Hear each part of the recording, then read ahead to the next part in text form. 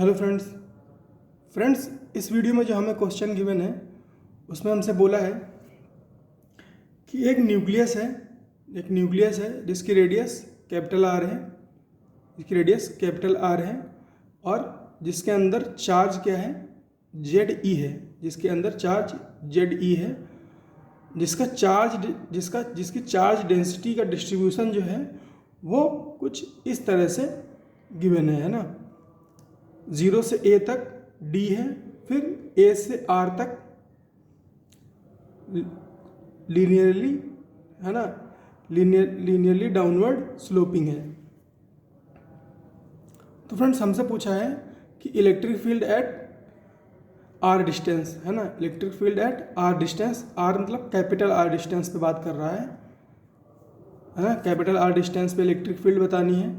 उसके बाद हमसे बोला for a equal to 0 the value of d, अगर ए की वैल्यू 0 हो तो डी की वैल्यू क्या होगी, अगर ए की वैल्यू 0 हो तो डी की वैल्यू क्या होगी। उसके बाद हमसे पूछा है for what value of a electric field inside is linearly dependent on r, a की किस वैल्यू के लिए है ना न्यूक्लियस के अंदर जो इलेक्ट्रिक फील्ड है वो लीनियरली डिपेंडेंट होगी स्मॉल आर पर। Small r means distance from the centre. तो फ्रेंड्स पहले आप इसको ट्राई करिए अपने से है ना, पहले आप इसको अपने से ट्राई कर लीजिए, उसके बाद आ जाइए मेरे सोल्यूशन पे।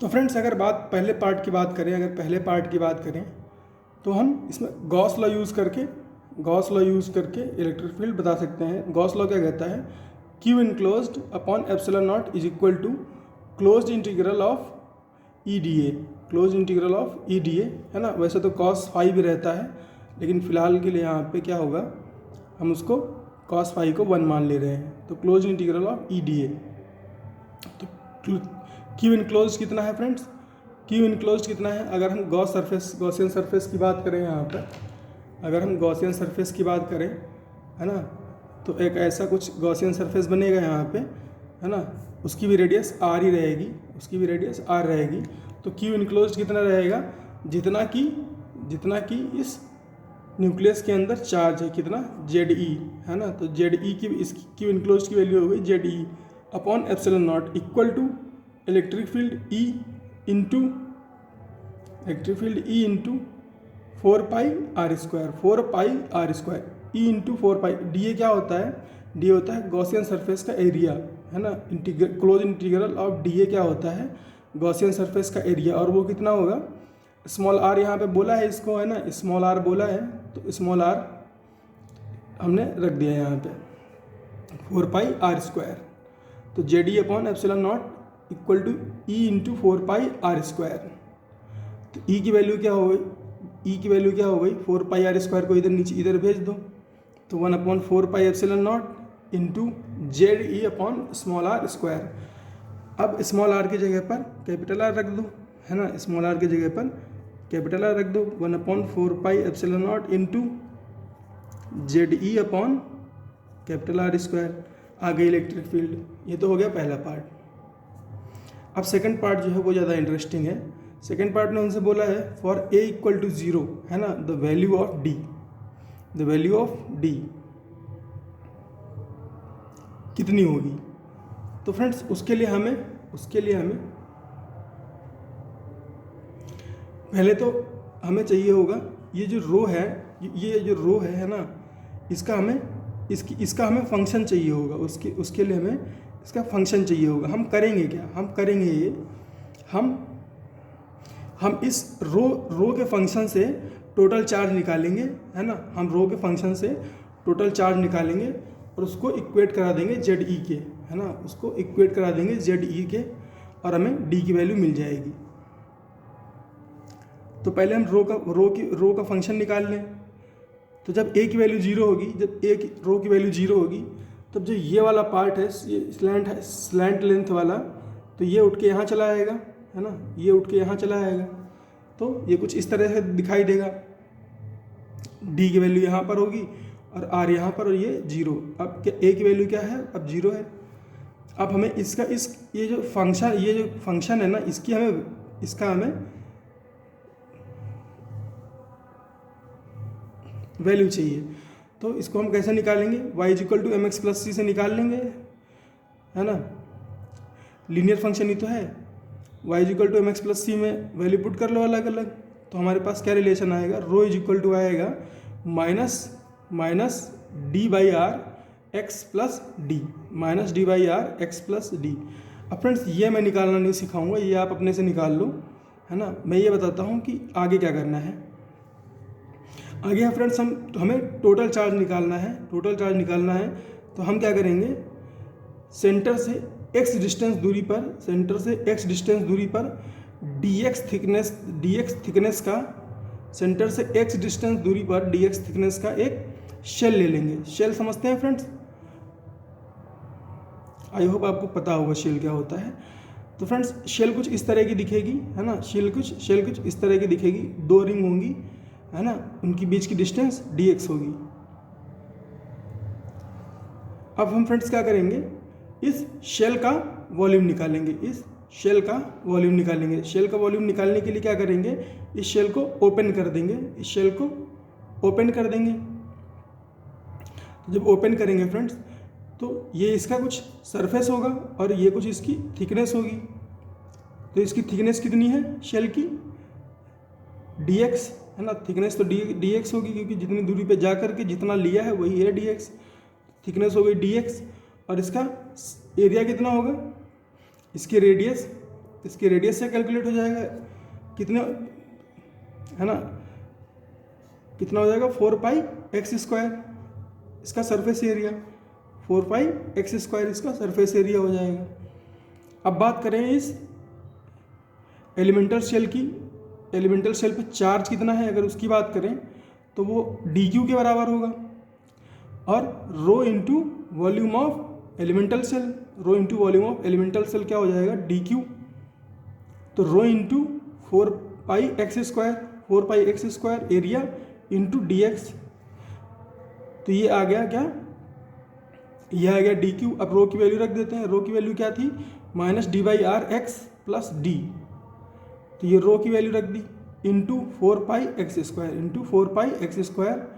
और dx। अब हमारे पास dq की वैल्यू आ गई। अब हमें इसे केवल इंटीग्रेट करना है। तो टोटल चार्ज q = क्या होगा, integration of dq from 0 to r, है ना, 0 से r तक इंटीग्रेट कर देंगे। 0 से r तक इंटीग्रेट करेंगे तो क्या होगा अंदर, ये इसको आगे ले लिया, d - x d/r 4πx² dx 0 to r। इसको थोड़ा अलग अलग कर लिया, 0 से r d into 4πx² dx minus 0 से r xd, है ना, xd upon r into 4πx² dx। इसको इंटीग्रेट कर लो, 4π d, और ये x³ हुआ था और उसके बाद r रखा, x³ हुआ और उसमें r की वैल्यू रखी, तो क्या हो गया r³/3, है ना। 4πd बाहर गया, x³/3 हुआ, फिर r की वैल्यू रखी, 0 की वैल्यू तो रखने की जरूरत ही नहीं है, तो ये सिंपल इंटीग्रेशन है ना। 4πd r³/3 हो गया। इसी तरह से इसका इधर क्या हो गया,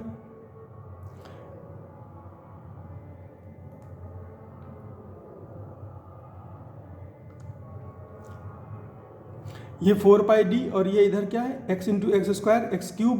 तो x³ का इंटीग्रेट करेंगे क्या होगा, x⁴ बनेगा, x⁴ बनेगा।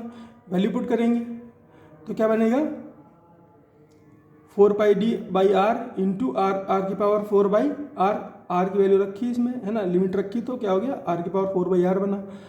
अब क्या होगा, ये तो 4πdr³/3 है, माइनस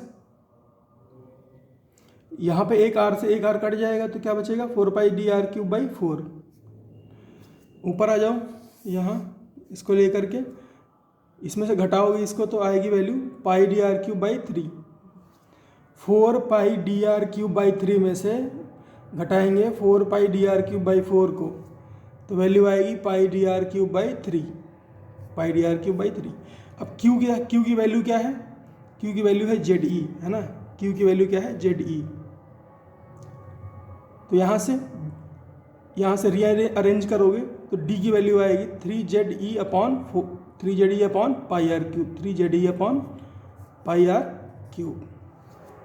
ये हो गया सेकंड पार्ट। अब बात करें थर्ड पार्ट की, तो हमसे बोला है for what value of a electric field will be linearly dependent on small are.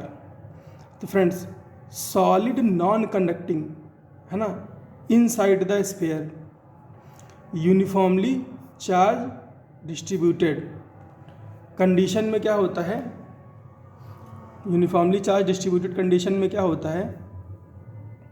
जो इलेक्ट्रिक फील्ड आती है वो आती है 1/4πε0 Q/r³ इंटू R, मतलब कि electric field directly proportional to R।